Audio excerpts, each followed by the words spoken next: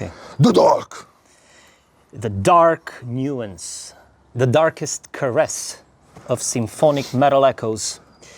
You know, this beautiful festival has designed, one could say, a dark family in Alba Iulia. You could say we were akin to the Addams family in many sorts of ways. Were we dark? I think so. Could we be even darker? Maybe it will get even darker, of course. But the most important thing to answer this first question, I believe that for 3 days and 3 nights, the dark, beautiful, romantic essence of symphonic metal music has echoed in the old walls of the Alba Iulia Carolina fortress. And this in itself is the darkest and greatest caress that this beautiful festival has wrought upon us. And since I'm sitting next to you, which is a privilege that other bands won't have it, unfortunately, because we cannot do it live with them, I feel the need to have a poetic moment or a poetic dedication towards the organizers of this festival. And what comes to my mind is the poetry by the Romanian poet Ion Minulescu called The Romance of the Dead, Romanța Mortului. I think it goes like this in Romanian. Paznicul mi-a închis cavoul și am rămas afară în ploaie și am rămas să-mi plimb scheletul pe sub sălcile ude, ce se apleacă și se îndoaie, să-mi sărute golul negru ce-mi plutește în orbite, să-mi sărute alba frunte, fruntea ce-mi știa secretul aiurilor trăite. Unde-i paznicul să vină, să mă vadă, să mă cheme, să-mi închide iar cavoul și să adorm din nou în paza lumânărilor de ceară. And in English, I think it goes like this: the romance of the dead, the cemetery gatekeeper has closed my tomb without noticing that I'm outside, and I was left all alone in the pouring rain, to wander and to carry my skeleton beneath the wet willows that bend over to kiss my forehead, the forehead who knew the follies that I have once lived. Where is the bloody cemetery gatekeeper to see me, to call me, to lock me back into my tomb so that I can fall asleep again, surrounded by the peaceful candles? Rough translation, but... Rough translation, a beautiful rendition in the English language of... It's draconian graveyard poetry. Yeah, very cool said. Yeah. And we need to sum up this question actually by saying thank you. And we hope that this beauty shall grow even more beautiful.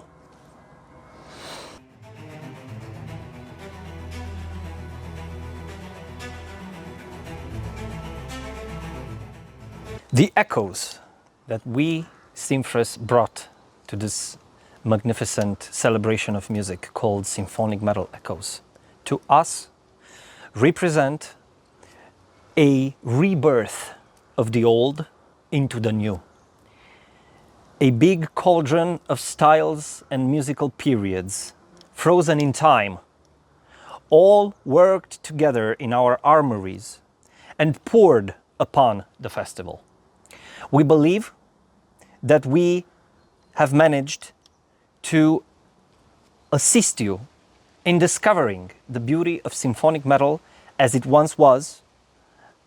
You could talk about the last 20, 30 years or so, how it once was, but enhanced, embellished with the intricacies of prog and the melodic qualities of film music, one would argue, the mysteries and the reflections of the great Hans Zimmer, maybe, the secrets and the sonic qualities and the beautiful, majestic sonorities of Thomas Holopainen, on the other hand, one would argue, all coming together to create life.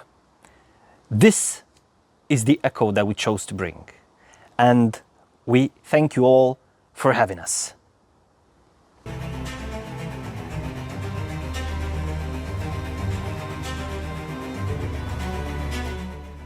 Thank you for every heartbeat, for every breath, for every clap, for every word of wisdom, and for every piece of feedback and criticism that you have delivered to us. We believe in color. We believe in harmony. We believe in the grotesque and in the arabesque. We try to create sonorities by mixing genres, destroying labels and destroying the standard approach to music.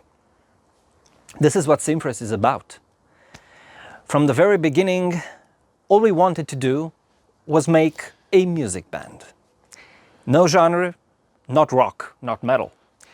We wanted to make music. And this is why on the same record, on Pseudo, for example, you can find blues, you can find gothic metal, you can find progressive rock in the style of Yes and Genesis, the so-called prog revival. Man will love that term. So thank you for giving that to us as well. And on that same record, you can find electronic music, just a little bit. I think there's something for all tastes, right? But the most important thing, we believe you can find music. Tastes are all a matter of perspective, and perspective could be or would not be about one's education, about one's upbringing maybe. But orchestration and arrangement and intonation, all those things, when you draw the line, they fall down like pieces of domino, and you're left with essence.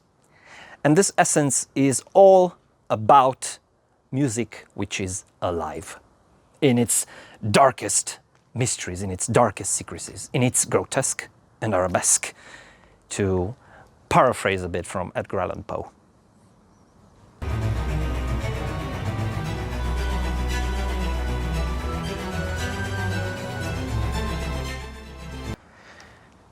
One word: elegance. We believe in elegant music. We believe in leading voices, each sustaining a big macrocosm, but at the same time, each voice in itself being a cosmos, a universe, if you will. Those leading tones come together to create said sonorities, to give birth to harmony, to give birth to musical movement. This is the accent.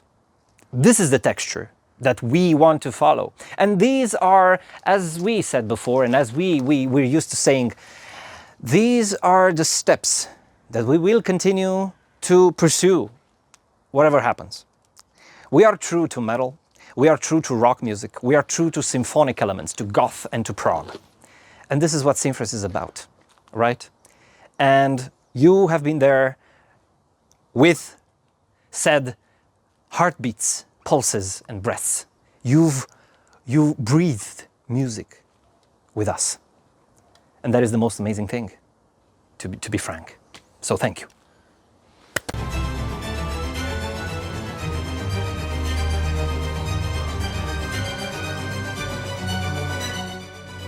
Genre-wise, we still have a lot of cards to play, so to speak.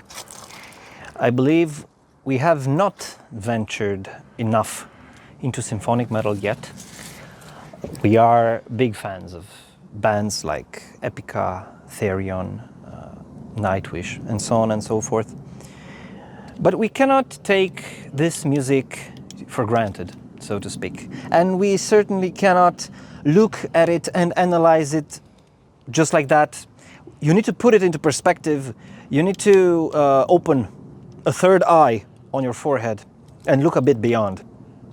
You need to take from the mathematical side of things, you need to look at constructions, at structures, and analyze them, and then you will realize that you are facing a monster, which is modern progressive metal music.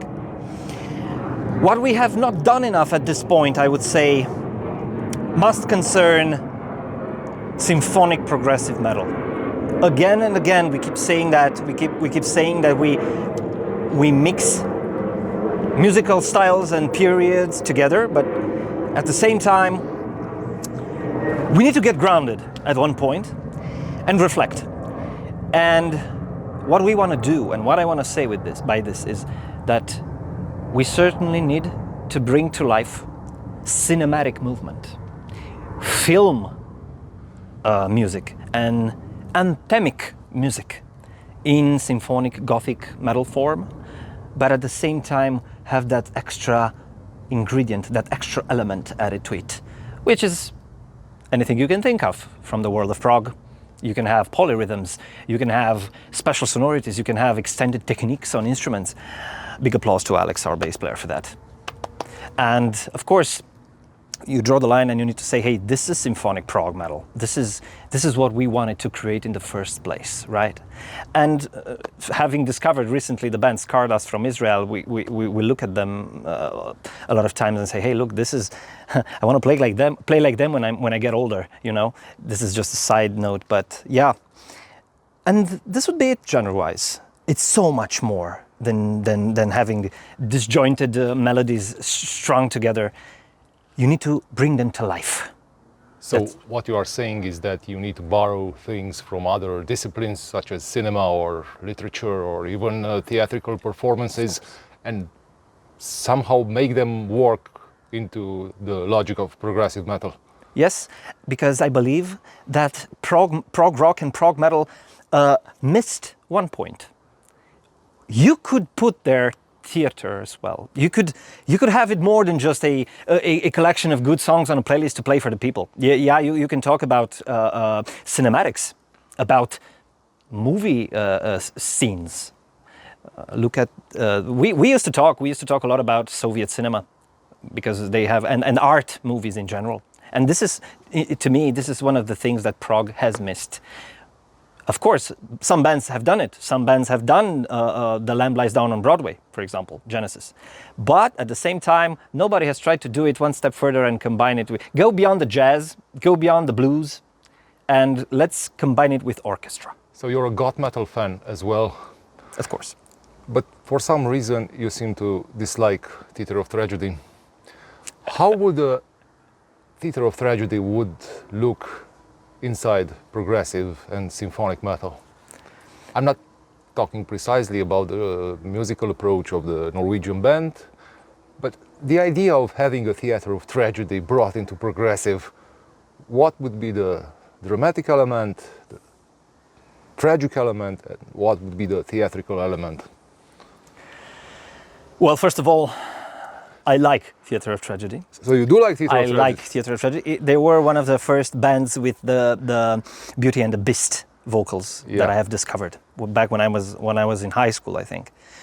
But this is a very good question. Prog metal is a theatre of tragedy in itself. Prog metal, and it should be always analyzed as such.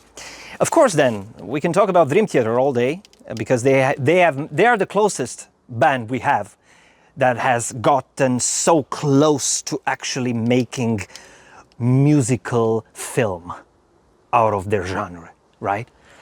They have managed to do it many times before with Images and Words. They started a great thing that turned out to be, then later on, after years, it turned into Metropolis, right? One of the best albums I've ever heard in my life. I still have that time in the span of 1 year when I listened to Metropolis on repeat. But then they also did Astonishing and quite a few others as well. This is the closest we've got to that, to the answer to your question. But you need to go a bit beyond it. You need to complement intricate music and technical ability and the mysteries of special chords and the mysteries of borrowed sonorities. You need to complement them with something else. And I believe that something else comes from the other side of the metal music spectrum, and that is goth music. That is a music made for the deepest depths of the soul. Goth, maybe even black metal, maybe death metal, maybe symphonic black metal, because we had some very cool bands addressing those genres at the festival, right? And this is what they did not do. Dream Theater and maybe Symphony X, of course, and others great in the modern prog metal genres. And this is something that has to be addressed. Maybe this is the next step for us as a band. I would not be able to tell you right now, but we do have some pathways. We have identified some possible pathways of going forward, and we will see from here.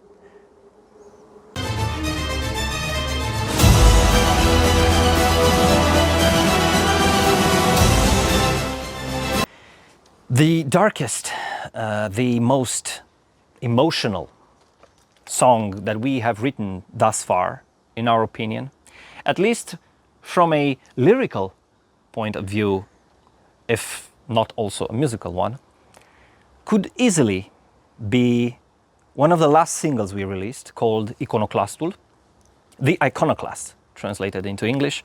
You can find it on all the streaming platforms, but the most important thing is to note that this is a song about coping with loneliness. This is a song that was born out of sorrow and loneliness, and specifically the bridge, which in Romanian is singuri, singuri pe pământ, singur vom sta, ne vom dizolva. Us alone on the earth, alone we will exist here and we will dissolve. This is a great punch in the face of loneliness. To accept loneliness while being content. What does that mean? As Master Holopainen puts it, I believe that is a rare kind of happiness.